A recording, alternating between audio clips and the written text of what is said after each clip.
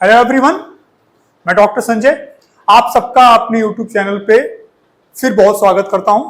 और आपको पता है कि सेमेस्टर्स के एग्जाम्स सब स्टार्ट होने वाले हैं और अब हमने सेमेस्टर्स के जैसे सेमेस्टर सेकेंड, सेमेस्टर 4, सेमेस्टर 6 के रिगार्डिंग हम वीडियो अपलोड करना शुरू कर चुके हैं। सेमेस्टर 2, सेमेस्टर 4 के वीडियोस पहले से पड़े हुए हैं, उसमें कुछ ही वीडियो आने हैं, लेकिन सेमेस्टर 6 के वीडियोस हमने वो फर्स्ट टाइम एग्जाम हो रहा है तो उसके वीडियोस एक सीरीज में आने शुरू हो जाएंगे। हमने स्टार्ट किया है अकाउंटिंग फॉर मैनेजर्स पेपर 1 और पेपर 1 में पहला वीडियो मैंने अपलोड कर दिया है जो पेपर 1 के यूनिट्स 1 में मैनेजमेंट अकाउंटिंग चैप्टर से रिलेटेड है। आज मैं उसी यूनिट्स में दूसरा वीडियो अपलोड करने जा रहा हूं जिस वीडियो में दो कंटेंट्स हैं, फाइनेंशियल स्टेटमेंट्स क्या हैं और financial statement analysis and interpretations क्या है। यानी ये वीडियो देखिए, आपको मैं दिखाता हूं आज के टॉपिक्स में क्या है। देखिए अकाउंटिंग फॉर मैनेजर्स, देखिए अकाउंटिंग फॉर मैनेजर्स में क्या है आपके सामने वो चीजें मैं दिखा रहा हूं। ये अकाउंटिंग फॉर मैनेजर पेपर 1 और ये पार्ट बी एमसीक्यूज का पार्ट ए आ चुका है, ये पार्ट बी है। अगर मैं थोड़ा ऊपर जाऊं, देखो किस चैप्टर को मैं कवर करने जा रहा हूं। थोड़ा सा अगर आप ध्यान से देखेंगे तो ये चैप्टर्स आपको दिखाई देने वाला है। कौन सा चैप्टर है इसको जरा ध्यान दीजिए। फाइनेंशियल स्टेटमेंट्स देख रहे हैं आप और एनालिसिस ऑफ फाइनेंशियल स्टेटमेंट। इसमें दो चैप्टर्स हैं, इन दो चैप्टर्स में अराउंड 50 to 60 क्वेश्चन होंगे, उस पर हम डिस्कशन करने जा रहे हैं। एक बार आपको बताऊं, हम लोगों ने पिछले क्लास में मैंने आपको थोड़ा फाइनेंशियल मैनेजमेंट अकाउंटिंग को लेकर एक्सप्लेन किया था। थोड़ा पहले मैं फाइनेंशियल स्टेटमेंट्स की बात करता हूं। अगर आपने अकाउंट्स पढ़ा है क्लास 11, 12 और बीकॉम सेकंड सेमेस्टर में, तो वो अकाउंटिंग फाइनेंशियल अकाउंटिंग ही है। और फाइनेंशियल अकाउंटिंग में जो अकाउंटिंग होती है उसका जो स्टेप्स है, जो उसकी साइकिल्स है, उसमें क्या होता है। उसमें सबसे पहले हम फाइनेंशियल नेचर ट्रांजेक्शन्स को और इवेंट्स को बुक्स में रिकॉर्ड्स करते हैं, जर्नल या सब्सिडरी बुक्स में। फिर उसके बाद उनको क्लासिफाई करते हैं लेजर में, फिर उनकी समरी बनाते हैं ट्रायल बैलेंस में, और फिर at the end of the year 31 मार्च को हम फाइनेंशियल स्टेटमेंट्स बनाते हैं जिसको हम कहते हैं final accounts. Financial statements means PL and balance sheets. और उस फाइनेंशियल स्टेटमेंट्स को बनाने के बाद हमारा बुक्स क्लोज हो जाता है और उसके बाद स्टार्ट होता है उस फाइनेंशियल स्टेटमेंट का एनालिसिस, और उस एनालिसिस के बेसिस पे क्या होता है इंटरप्रिटेशंस। उसके बाद हम एनालिसिस और इंटरप्रिटेशंस टॉप मैनेजमेंट को भेजते हैं और मैनेजमेंट उस एनालिसिस और इंटरप्रिटेशंस पे डिस्कशन करता है, जिसके बेसिस पे वो प्लानिंग करता है, पॉलिसी फॉर्म करता है और डिसीजंस मेकिंग करता है। तो ये हमारा वीडियो दो चैप्टर्स को लेके है। एक तो financial statements means final accounts. 31 मार्च को जब बुक्स क्लोज होता है उस समय जो अकाउंट्स या स्टेटमेंट बनाए जाते हैं वही फाइनेंशियल स्टेटमेंट होता है। पहला होता है पीएल अकाउंट, जिसको हम स्टेटमेंट ऑफ पीएल कहते हैं, जो हमारे बिजनेस के एक साल के बिजनेस के ऑपरेशन में जो हमने किया है उस एक साल में हम प्रॉफिट्स में हैं कि लॉस में है ये बताता है। दूसरा बैलेंस शीट जो हमारे बिजनेस की फाइनेंशियल पोजीशन को बताता है। यानी हम स्टेटमेंट ऑफ पीएल बना के एक साल का बिजनेस का प्रॉफिट लॉस पता कर लेते हैं और बैलेंस शीट बना के बिजनेस का फाइनेंशियल पोजीशन पता कर लेते हैं। तो इसमें हम स्पेशली फाइनेंशियल स्टेटमेंट्स क्या है, क्या क्या उसके अंदर में आता है, स्टेटमेंट ऑफ पीएल क्या है, क्यों बनाया जाता है, बैलेंस शीट्स क्या है, क्यों बनाया जाता है, कब बनाया जाता है, किसके बारे में बताता है, ये सारी बातें आपको यहां सीखनी है। फिर एनालिसिस ऑफ फाइनेंशियल स्टेटमेंट। अब कहानी शुरू होती है जहां फाइनेंशियल अकाउंटिंग एंड होगा, जहां फाइनेंशियल स्टेटमेंट्स बन के तैयार हो जाएंगे, बुक्स क्लोज हो जाएगा, वहां स्टार्ट होगा फाइनेंशियल स्टेटमेंट एनालिसिस। और उस फाइनेंशियल स्टेटमेंट एनालिसिस की बात अगर मैं आपसे करूं तो बहुत से डिफरेंट टूल्स मेथड्स हैं जिनके यूज करके हम फाइनेंशियल स्टेटमेंट्स का एनालिसिस करते हैं, like ratio analysis, fund flow analysis, cash flow analysis, break even analysis, इसके अलावा comparative statement analysis, common size analysis, trend analysis, average analysis. There are different methods of financial statement analysis. तो हम इस यहां आकर के फाइनेंशियल स्टेटमेंट एनालिसिस क्या होता है, मेथड्स कौन कौन से होते हैं, क्या उसकी चीजें हैं, हम यहां आके बात करेंगे। तो ये हमारा दो चैप्टर्स कवर करने जा रहा है वीडियो। आइए अब हम वन बाय वन क्वेश्चंस पे आगे बढ़ते हैं। फर्स्ट क्वेश्चन जो आपके सामने है, ध्यान से देखिए, which section of the companies are required that balance sheet is to be prepared in the prescribe form. अब हम लोग कंपनीज एक्ट 2013 पढ़ रहे हैं। कंपनीज एक्ट 2013 के किस सेक्शंस में फाइनेंशियल स्टेटमेंट्स बनाने का प्रोविजन है? Under section 129 companies act 2013। देखिए ये ऑप्शंस यहां है, किस सेक्शंस में? कंपनीज एक्ट 2013 सेक्शन 129 में कंपनी के फाइनेंशियल स्टेटमेंट बनाने के रिगार्डिंग इंफॉर्मेशन। आइए, financial statement of company includes PL और बैलेंस शीट, ये और ये, यानी दोनों मिला के हमारा आंसर क्या होगा? Both A and B. Question third में आइए, बैलेंस शीट बैलेंस शीट क्या बताता है? बिजनेस की फाइनेंशियल पोजीशन बताता है। प्रॉफिट और लॉस नहीं, ये नहीं बताता है। फाइनेंशियल पोजीशन ऑफ कंपनी, यानी बैलेंस शीट हमारे बिजनेस के फाइनेंशियल पोजीशन को बताता है। Next, annual reports is issued by company to its. सुनिए, एनुअल रिपोर्ट्स क्या होता है? एक कंपनी का जब बुक्स क्लोज होता है, जब फाइनेंशियल स्टेटमेंट बन जाते हैं, जब उसका एनालिसिस हो जाता है, तो कंपनी पूरे साल भर का एक एनुअल रिपोर्ट्स अपने शेयर होल्डरों को भेजती है। शेयर होल्डर वे लोग हैं जो कंपनी के शेयर्स को परचेज किए हुए हैं, कंपनी के ओनर हैं, कंपनी के मीटिंग्स में वोट कॉस्ट करते हैं। तो शेयर होल्डर सब कुछ है कंपनीज के लिए। कंपनी का रियल पिक्चर्स क्या है, कंपनी की प्रॉफिटेबिलिटी क्या है, कंपनी की सॉल्वेंसी क्या है, कंपनी के फाइनेंशियल पोजीशन क्या है, ये कंपनी बताती है। और कह रहा है कि कंपनी एनुअल रिपोर्ट किसको इश्यू करती है? तो क्या आंसर हो जाएगा? शेयर होल्डर्स को। आगे, next question 5, balance sheet provide information about the financial position. Balance sheet एक पर्टिकुलर टाइम, बैलेंस शीट हम बनाते हैं 31 मार्च को, 30 मार्च को बिजनेस की फाइनेंशियल पोजीशन क्या है नहीं पता, 1 अप्रैल को क्या होगा नहीं पता। बैलेंस शीट एक पर्टिकुलर डेट की फाइनेंशियल पोजीशन को बताता है, जबकि स्टेटमेंट ऑफ पीएल अकाउंट्स पूरे साल भर के बिजनेस के प्रॉफिट हो जाता है। तो ये at a point of time को एक्सप्लेन करता है। Which statement provide profitability of business? कौन सा स्टेटमेंट कंपनी के प्रॉफिट्स के बारे में बताता है? तो स्टेटमेंट ऑफ पीएल या इनकम स्टेटमेंट। ये देखिए इनकम स्टेटमेंट हो गया। फिर 7th क्या है? Balance sheet of company is required to be prepared in the format given. Balance sheet जो बनती है कंपनीज एक्ट 2013 के सेक्शन 120 के शेड्यूल 3 पार्ट ए या पार्ट 1। देख क्या है? शेड्यूल 3 नहीं, ये नहीं होगा, ये भी नहीं होगा, ये है आपका राइट आंसर। शेड्यूल 3 पार्ट 1 में बैलेंस शीट, शेड्यूल 3 पार्ट 2 में statement of PL. As per companies act the balance sheet of company is presented in balance sheet vertical form में। पीएल याद करेगा, स्टेटमेंट ऑफ पीएल हो, balance sheet हो। अब नए companies act के according ये वर्टिकल फॉर्म, वर्टिकल मैं खड़ा हूं ना, इस हिसाब से बैलेंस शीट बनती जाएगी, ऊपर से नीचे। हॉरिजॉन्टल में क्या होता है? ऐसे बनता जाएगा आपका, ऐसे। तो पीएल और बैलेंस शीट दोनों ही किस फॉर्म बनते हैं? वर्टिकल फॉर्म बनते हैं। क्वेश्चन 9 क्या है? देखिए, कह रहा है 8% डिवेंचर्स। क्या कह रहा? पढ़िए, 8% debentures appear in company balance sheet under the subhead. Company का जो बैलेंस शीट बनता है उसमें डिवेंचर्स को कहां दिखाया था? डिवेंचर्स लायबिलिटीज है, कंपनी पब्लिक से लोन लेती है, उसके अगेंस्ट एक सर्टिफिकेट इशू करती है जो डिवेंचर होता है। कंपनी उनको एक फिक्स रेट से इंटरेस्ट देती है, कंपनी को प्रॉफिट सोना हो या ना हो, कंपनी उनको इंटरेस्ट देगी। ये कंपनी की लायबिलिटीज है, और लायबिलिटीज में 2 हेड्स होते हैं मेनली, एक नॉन करेंट लायबिलिटीज, एक करेंट लायबिलिटीज। और ये नॉन करेंट लायबिलिटीज में आता है, और नॉन करेंट लायबिलिटीज में डिफरेंट सब हेड्स है, वो लॉन्ग टर्म बोरोइंग्स में आता है। आइए देखिए, ये मिल गया, लॉन्ग टर्म बोरोइंग्स में आता है।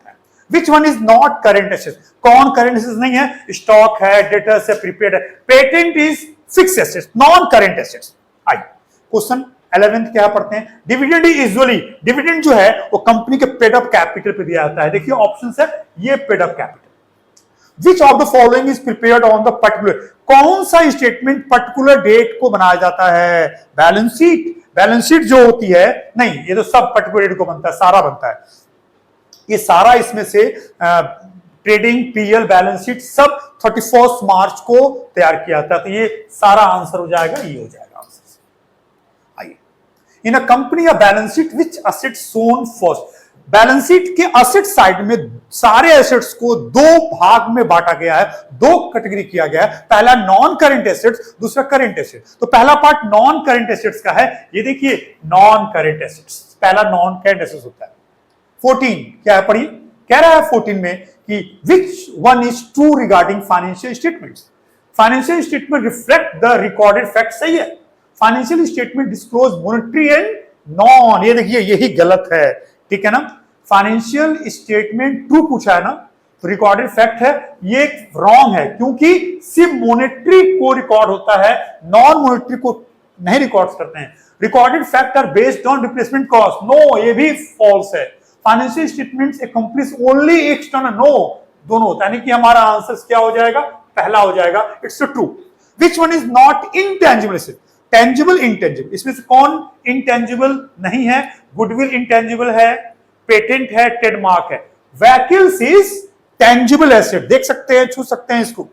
आई 16 calls in arrears appear. Calls in arrears क्या है, कंपनी जब अपने शेयर इशू करती है और जब अपने शेयर होल्डरों से अपना नेक्स्ट कॉल मांगती है, allotment money, first call money, second call money, तो कुछ शेयर होल्डर्स फाइनेंशियल डिफिकल्टीज के नाते, पैसा न होने के नाते कॉल्स का पेमेंट नहीं कर पाते हैं, इसको हम कॉल्स इन अरियर्स कहते हैं। ये कंपनी के लिए असेट्स होता है, फ्यूचर में कंपनी को पैसा मिलेगा, लेकिन ये शेयर होल्डर का पार्ट है, शेयर होल्डर फंड्स में इसको एडजस्ट किया जाता है। कॉल्स इन एडवांस, कंपनी ने जो कॉल नहीं मांगा वह पैसा भी कंपनी को मिल गया, ये कंपनी के ऊपर लायबिलिटीज होती है। तो पूछ रहा है calls in arrears appear in the company balance sheet, किसमें, reserve and surplus, short term, ये शेयर होल्डर फंड्स में एडजस्ट किया जाता है। Calls in advance appear in company balance sheet as under current liabilities, share capital, ये current liabilities के अंदर show किया जाता है, ठीक है। आइए नेक्स्ट देखते हैं। Goodwill appears in a company balance sheet under intangible assets, यानी कि इंटेंजिबल एसेट्स के अंदर शो किया जाता है गुडविल को।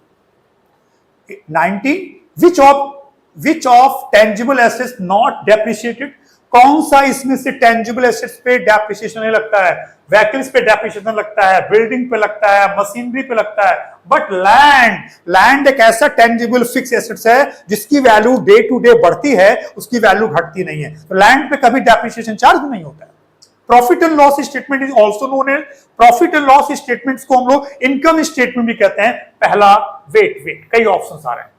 Profit and loss statement also known income statement, statement of earning, statement of operation, सब कह सकते हैं, यानी ये ऑल ऑफ दीज हो जाएगा आपका, यानी कि प्रॉफिट एंड लॉस को कई नामों से जानते हैं, ठीक। आइए नेक्स्ट, बिल्स रिसीवेबल कंपनी के बैलेंस शीट्स में कहां दिखाया था, तो बिल्स रिसीवेबल को ट्रेड रिसीवेबल में, trade receivable two things, BR and debtors, and trade payables include two things, BP and creditors. तो बिल्स रिसीवेबल्स को हम ट्रेड रिसीवेबल्स के हेड्स में दिखाते हैं।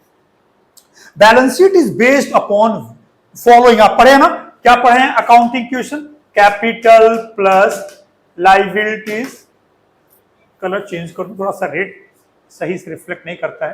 आइए क्या पढ़े हैं आप, capital plus liabilities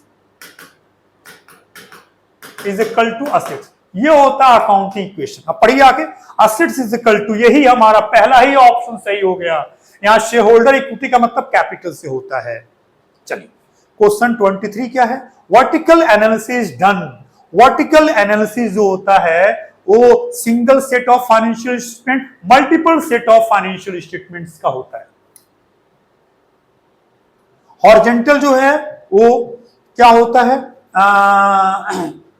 financial statement of year, financial statement of several years, ये सिंगल ईयर्स में होता है आपका ये, ठीक है। आइए बस एक बार देखूंगा,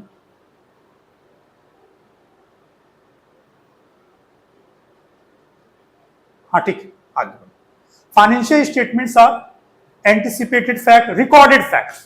क्या होता है, रिकॉर्ड, जो हम अपने बुक्स में रिकॉर्ड्स किए होते हैं ट्रांजैक्शंस को, जर्नल में, लेजर में, उसी रिकॉर्डेड फैक्ट्स के बेसिस पे फाइनेंशियल स्टेटमेंट तैयार किए जाते हैं। What is followed while preparing the financial statements, accounting equations को फॉलो किया जाता है, अकाउंटिंग कॉन्सेप्ट्स को भी फॉलो किया जाता है, ये सब, यानी कि फाइनेंशियल स्टेटमेंट में इन सबको फॉलो किया जाता है। 27 अनक्लेम डिविडेंड अपीयरिंग इन companies balance sheet, current liabilities में इसको दिखाया जाता है, यानी अनक्लेम डिविडेंड जो है current liabilities, other current liabilities मान सकते हैं आप। करंट लायबिलिटीज में कई हेड्स होता है, तो कहां दिखाते हैं इसको हम लोग, अदर करंट लायबिलिटीज में दिखाते हैं।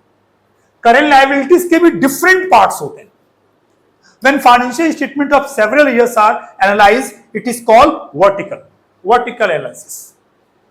आइए 29, provision for tax appear in company balance sheets under subhead provisions, ठीक है ना, ये देखिए शॉर्ट टर्म प्रोविजंस के अंडर में आता है।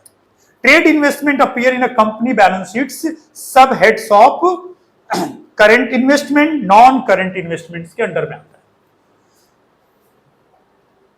Financial analysis is useful, useful शेयर होल्डरों के लिए भी है, इन्वेस्टर्स के लिए भी है, सबके लिए, ऑल। यानी फाइनेंशियल स्टेटमेंट इसको स्टेटमेंट्स कर लें पूरा तो ये पूरा लाइन क्लियर हो जाएगा। Financial statements analyse is useful for all. Comparison of financial statement indicates the trend of, financial statement का कंपैरिजन जब करते हैं तो क्या ट्रेंड बताता है, प्रॉफिटेबिलिटी के बारे में भी बताता है ट्रेंड, परफॉर्मेंस के बारे में भी, फाइनेंशियल सब बताता है, ऑल ऑफ दीज हो जाएंगे। 33, analysis of financial statements involves, analysis of financial statement involves, financial statements में ट्रेडिंग भी आता है, पीएल भी आता है, बैलेंस, यानी सब कुछ आता है financial statement. 34, for whom the analysis of financial statement not significant, and इनमें से किसके लिए फाइनेंशियल स्टेटमेंट का कोई महत्व नहीं है, गवर्नमेंट्स के लिए है, इन्वेस्टर्स के लिए है, गवर्नमेंट कंपनी इंप्लॉइज के लिए, बट पॉलिटिकल पार्टी के लिए कोई इंपॉर्टेंस नहीं है। Parties interested in financial analysis, investors का इंटरेस्ट है, गवर्नमेंट्स का भी इंटरेस्ट होता है, फाइनेंशियल यानी ऑल, इसमें क्या होगा, ऑल ऑफ दीज हो जाएगा।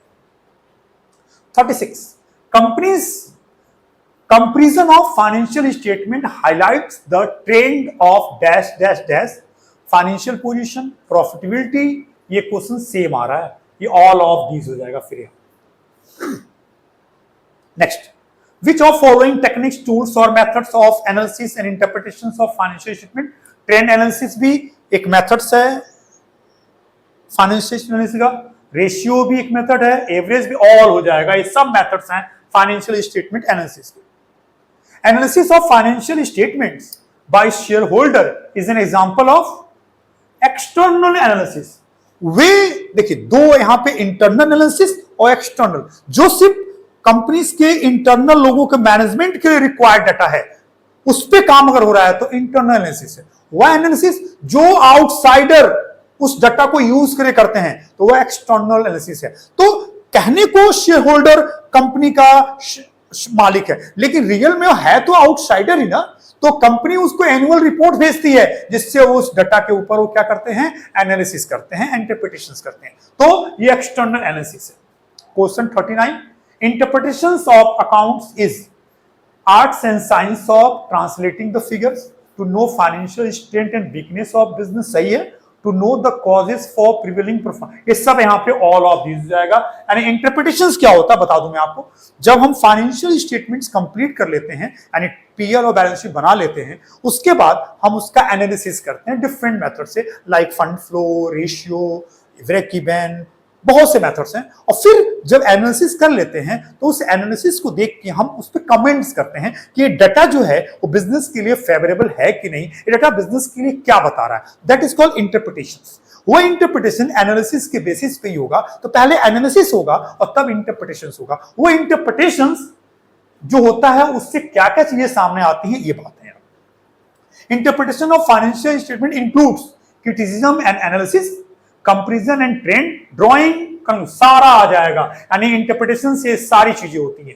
नेक्स्ट 41, कैलकुलेटिंग ट्रेंड परसेंट, सुनिए एक एनालिसिस का एक मेथड ट्रेंड एनालिसिस भी है। ट्रेंड क्या है, ट्रेंड मतलब हम अपने डाटा जो हमारा पीएल बैलेंस शीट है उसमें कई साल के सेल्स का ट्रेंड देखते हैं, कई साल के प्रॉफिट का ट्रेंड देखते हैं, कई साल के कॉस्ट ऑफ गुड्स सोल्ड का ट्रेंड देखते हैं, कई साल के ऑपरेटिंग एक्सपेंसेस का ट्रेंड देखते हैं। जब हम अपने डाटा का कई साल के डाटा को कंपेयर करते हैं, देखते हैं कहां प्रॉफिट बटा घटा बढ़ा, कहां सेल्स घटा बढ़ा, तो उसको हम परसेंटेज में, रेशियोज में रिप्रेजेंट करते हैं, तो एक ग्राफिकल में रिप्रेजेंट करते हैं, तो ये ट्रेंड एनालिसिस होता है। ट्रेंड एनालिसिस परसेंटेज में भी किया जाता है, रेशियो में किया जाता है, ग्राफिकल भी किया जाता है। तो वही पूछ रहा है कि calculating trend percentage any year is selected. जब भी ट्रेंड एनालिसिस किया जाए तो फर्स्ट ईयर के डाटा को हमेशा 100 एज्यूम किया जाता है और उसके अगले ईयर में उससे घट रहा है बढ़ रहा है उसका चेंज निकाला जाता है परसेंटेज में या रेशियो में। तो बेस ईयर को मान के हम काम करते हैं और बेस ईयर इसको 100 माना जाता है। मे भी आगे क्वेश्चंस आए। Tools for comparison of financial statement, कौन सा स्टेटमेंट कौन सा एनालिसिस है जो कंपेयर करता है 2-3 साल के डाटा को या सेम में से कि 2-3 कंपनियों को। कॉमन साइज भी है, कंपैरेटिव बैलेंस शीट भी है, कंपैरेटिव, यानी ये सब कंपैरेटिव स्टडी है। यानी एक कंपनी के सेम ईयर के 2-3 साल के डाटा का कंपैरिजन करते हैं या सेम नेचर ए लिमिटेड और बी लिमिटेड के डाटा को कंपैरिजन करते हैं। 43 क्या है? Trend ratios and trend percentage used in horizontal. ये इस तरफ लंबा जाता है तो ये हॉरिजेंटल फॉर्म में होता है। किस फॉर्म में होता है? देखिए, वर्टिकल जब ऐसे एनालिसिस हो ऊपर से नीचे, हॉरिजेंटल जब ये हमारा ये लेफ्ट से राइट की ओर जाए तो ये हॉरिजेंटल होता है। Next 44, which of following is the purpose और ऑब्जेक्टिव ऑफ फाइनेंशियल एनालिसिस? क्या है, कौन पर्पस है? To measure the solvency of form, ठीक है, to assess the current probability, सही है, to assess the short term and long term liquidity, सही है, यानी ऑल ऑफ दीज हो जाएगा। ये पर्पस है फाइनेंशियल एनालिसिस का। व्हाई फाइनेंशियल स्टेटमेंट्स ऑफ 2 और more organisations are it is called? दो या 2 से ज्यादा कंपनियों के डाटा को जो कंपेयर करते हैं, एनालिसिस करते हैं, तो उसको हम कहते हैं interfirm analysis. Interfirm analysis. Horizontal analysis is also known, horizontal को हम डायनामिक एनालिसिस कहते हैं, यानी you can say horizontal analysis, you can say dynamic, दो बोथ आर सेम। और वर्टिकल को हम लोग स्टैटिक कहते हैं। Vertical analysis is also known as static analysis. Comparative statement is also known as, comparative statements को हम लोग एक्सटर्नल एनालिसिस के नाम से जानते हैं। किससे जानते हैं? कंपैरेटिव को हम लोग एक्सटर्नल एनालिसिस के नाम से जानते हैं, ठीक है। आइए थोड़ा सा 1 मिनट रुक जाइएगा। Common size statement is also known as, common size जो होता है वो इस तरफ जाता है, आपका 90 की तरफ जाता है तो हॉरिजेंटल हो जाता है। हाँ, ये जो है कॉमन साइज जो है, कॉमन साइज हॉरिजेंटल एनालिसिस होता है, ठीक है। चलिए आगे बढ़ते। Common size financial statements are mostly prepared in proportions in percentage, दोनों में किया जाता है। ये दोनों में किया जाता है। In common size balance sheet total equity and liabilities assume to be 100। मैं कहा कॉमन साइज में या ट्रेंड एनालिसिस में जो बेस होता है, इसमें कॉमन साइज में हम अगर स्टेटमेंट्स ऑफ बैलेंस शीट्स को एनालाइज कर रहे हैं तो वहां पे मानते हैं टोटल बैलेंस शीट का टोटल जो आ रहा है वो 100 है। अब उस 100 में इक्विटी कैपिटल क्या है, नॉन करेंट लायबिलिटीज क्या है, करेंट, उसका परसेंट वहां पे रेशियो निकालते हैं परसेंटेज, तो वो 100 टोटल जो आता है परसेंटेज की वैल्यू वो 100 के इक्वल आता है। तो हम मान लीजिए कि टोटल लायबिलिटीज 50 लाख है और शेयर कैपिटल 20 लाख है, तो 20 लाख 50 लाख का कितना परसेंट हो गया? 40% हो गया। तो शेयर कैपिटल के सामने हम 40% लिखेंगे, तो मैक्सिमम टोटल 100 होता है। पूछ रहा है common size balance sheet total equity and liability सब मिला के 100 माना जाता है, ठीक है। आइए, main objective of common size statement is to present the change in various item, सही है, to provide for common basis for comparison, सही है, to establish relationship between various, सही है, ऑल ऑफ द हो जाएगा, अब हो जाएगा। 53, in comparative statement change in different items is presented in comparative statements में परसेंटेज में करते हैं मनी वैल्यू, दोनों जो लास्ट ईयर से करंट ईयर में वैल्यू में चेंज है वो वैल्यू भी लेते हैं और उसका परसेंटेज भी लेते हैं। यानी जब हम कंपैरेटिव में आते हैं तो जो 2 साल के डाटा का कंपैरेटिव स्टडी करते हैं तो उन दोनों साल के अमाउंट्स माने सेल्स 2 साल में क्या, पहले साल का सेल्स 10 लाख, इस साल 15 लाख, तो 5 लाख वो मॉनेटरी वैल्यू में हो गया, और 10 से 15 हुआ तो 5 लाख बढ़ा, ये 5 लाख लास्ट ईयर 10 लाख का 50% है। तो हम कंपैरेटिव में परसेंटेज ऑफ मनी दोनों को लेके आते हैं, यानी बोथ होता है। Which analysis is considered more dynamic, कौन इसमें से डायनेमिक होता है, इसकी बात कर रहे हैं। डायनेमिक का मतलब हॉरिजॉन्टल, ठीक है ना। आइए, okay, common size balance sheets क्या है, बात करते हैं। Common size balance sheet present the financial position of form 9 present the change in various item in balance sheets, provides a summarized view of operation of firm। फिर पढ़ते हैं common size balance sheet. इसमें financial position of balance sheet जो होती है वो financial position बताती है। तो प्रेजेंट द फाइनेंशियल पोजीशन नहीं, फाइनेंशियल पोजीशन नहीं बताता है, present the change in various item of balance sheet, right, यही है। कॉमन साइज बैलेंस शीट में हम लास्ट ईयर और करंट ईयर के बैलेंस शीट्स में जो चेंजेस आते हैं उनको देखते हैं, या एक ही साल के डाटा में कितना कितना परसेंटेज वो देखते हैं। 56 क्या है, the most commonly used for financial analysis are ratios है, यूज किया जाता है, कंपैरेटिव स्टेटमेंट एनालिसिस यूज किया जाता है, कॉमन सब यूज किया जाता है, ऑल ऑफ दिस जाएगा। विच of following device of comparative statements, comparison expressed in terms of percentage, comparison expressed in terms of ratio, comparison expressed in terms of absolute, right, सब होता है इसमें आपका all of these हो जाएगा, ठीक है। 58 which of following is not true, कौन ट्रू नहीं है। Common size statements of PL बनता है, सही है। कॉमन साइज बैलेंस शीट ही बनता है। कॉमन साइज फंड फ्लो नहीं, ये कॉमन साइज फंड फ्लो कुछ होता ही नहीं है, ध्यान दीजिएगा। तो हमारा ये answer, common size statement of profit and losses to present change in assets liabilities नहीं, wrong. To just the financial soundness, wrong. क्या है, to establish relationship between revenue from operation and other items of, right, यही सही है, जो revenue और जो statement of PL के बारे में बताता है, ये हमारा सी आंसर सही है। The assets of firm 10 lakh and its fixed assets are 7.5 lakh. What will be the percentage of fixed asset? Total assets आपका कितना है, जरा देखिए तो। Total assets है आपका 10 लाख, उसमें फिक्स एसेट्स जो है वो 7.5 लाख है। तो परसेंटेज ऑफ फिक्स एसेट्स आपको निकालना है, परसेंटेज ऑफ फिक्स एसेट निकालना है। तो फिक्स एसेट्स है 7.5 लाख, परसेंटेज के लिए 100 यूज करते हैं, और कितने में, 10 लाख में, 10 लाख। तो ये कितना परसेंट, ये 75%, यानी कि फिक्स एसेट्स टोटल एसेट्स का 75%, ओके। आइए, डन।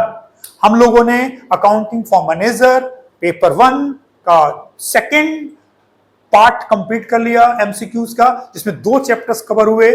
पहला व्हाट इज फाइनेंशियल स्टेटमेंट, और दूसरा फाइनेंशियल स्टेटमेंट एनालिसिस क्या है, और उसके डिफरेंट मेथड्स पे यहां समरी बताएं। यही मेथड्स आगे चैप्टर्स बन के आएंगे, like ratio analysis, like fund flow analysis, like cash flow analysis, like break even analysis, ये सब आगे मिलेंगे। वीडियो को बहुत ध्यान से देखिए। मे भी कहीं एमसीक्यूज क्वेश्चन में जल्दीबाजी में ऑप्शंस लगाने में गलतियां हो जाती हैं, ऐसा 1-2 बार हुआ भी है, तो प्लीज उसको आप कमेंट बॉक्स में डालिएगा। अगर कोई गलती हुई होगी तो मैं उसको रिवाइज कर दूंगा, पिन मैसेज में डाल दूंगा उसको। वीडियो को बहुत ध्यान से देखिए, डाउट्स को कमेंट बॉक्स में मेंशन करिए, मैं उसका रिप्लाई करूंगा। प्लीज़ वीडियो को सब्सक्राइब करिए, मेरे यूट्यूब चैनल को सब्सक्राइब करिए और वीडियो को लाइक करिए, और ज़रूर अपना फीडबैक दीजिए कि आपको ये वीडियो कैसा लगा, आप और कैसे किस तरह क्वेश्चन चाहते हैं। वैसे सफिशिएंट है, एक ही टॉपिक्स पे मैंने 50-50 क्वेश्चन बता दिए, हमारा 25-30 क्वेश्चन से भी काम हो जाता है, लेकिन जस्ट रिवीजन कर पाए तो अच्छा होगा आपके। बहुत जल्दी फिर दूसरे वीडियो के साथ मिलते हैं, तब तक के लिए थैंक्स।